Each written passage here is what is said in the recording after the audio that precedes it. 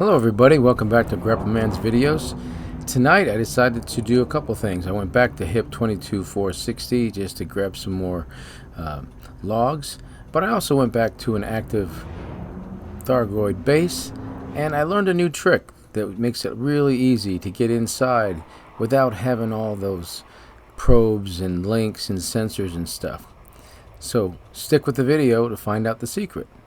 In the meantime, consider subscribing and liking or commenting so I can continue to make positive videos for Elite Dangerous. Alright, here we go. Okay, so I'm in the Pleiades sector MC-V C2-O, planet 1A. So I've landed my Explorer as close to the structure as I can. Now, usually you're supposed to have a probe or a link or a sensor or something in your hold of your SRV to get in this door. One of my subscribers mentioned that I could get in a different way, and so I thought I'd try it.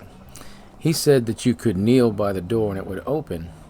Well, that's true, but then I took it one step further and I thought, well, what if I put my SRV near the door, go outside, kneel and let it open, then jump in the SRV and see if I can go back in without having anything in my hold. Well, that's exactly what I did, and it works. So the first thing I want to do is let you see that I have nothing in my hold that can open this door. My hold is empty. I jumped out of the SRV. Now, I did this before. I checked it to make sure it was repeatable, and it was. So I will now show you what happens. So the method is you're supposed to walk to the right hand side of the gate and then kneel down. I had a little bit of a hard time finding the opening while I was in this view, so I'm going to pop out of this and do it from a first person view. So here I go to the right hand side, kneel down. You can see the door's opening. It's open. I could walk in there if I want to, which I did earlier in one of the videos, but I'm going to jump in my SRV and I am going to drive right on in without having any of the required material to get in. Now once I'm in here, the next thing that I could do is to get these Thargoid links by using on-foot rifles, and I'll show you that. So you drive down one of the side tunnels. You'll see these three platforms. Drive up onto it with your SRV and then back off and you'll see the links come down. Once the links come down, hop out of your ship and fire at them with your rifle. If you hit them in the wrong place, they'll blow up and you'll get a Thargoid sensor. If you hit them in the right place, they'll fall.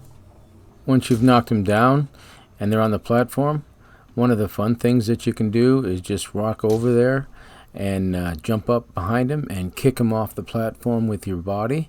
And you can kick them into the center where it's easy to pick up with your SRV. I was thinking about kicking one all the way out, but I didn't want to spend the time doing that. But if I didn't have an SRV, maybe that would work.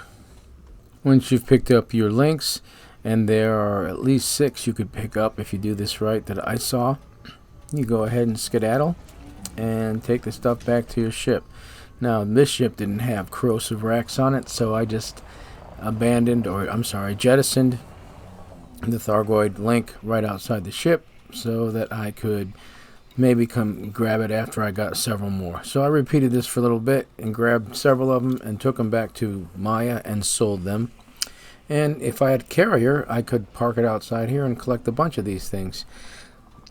The next thing I thought I'd try was to get out of the ship on foot and shoot some scavengers with my rifles. It's kind of fun. They're moving targets. It's good practice for your target practice. And so I had a little skeet shooting, so you might say. All in all, it was a pretty fun evening of gameplay. Used to be afraid of these things, but the scavengers don't really bother you unless you're attacking them in the middle. It wouldn't be that difficult to complete the scenario where you're going to head and convert the Guardian relics, especially with the fact that you don't need all those other things.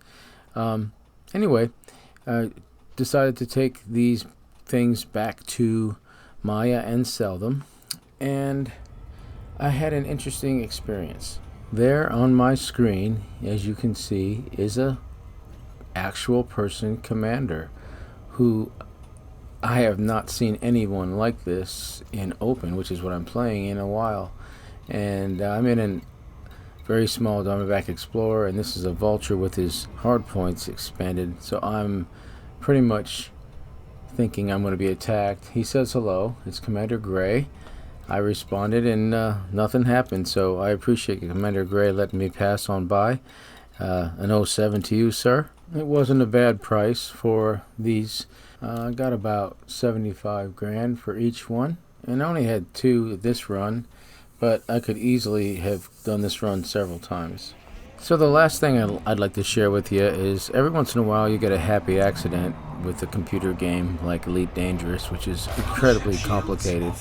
So on one of my earlier runs to practice this, I sent my ship away and recalled it, and as you can see, when I recalled it, it ended up underground.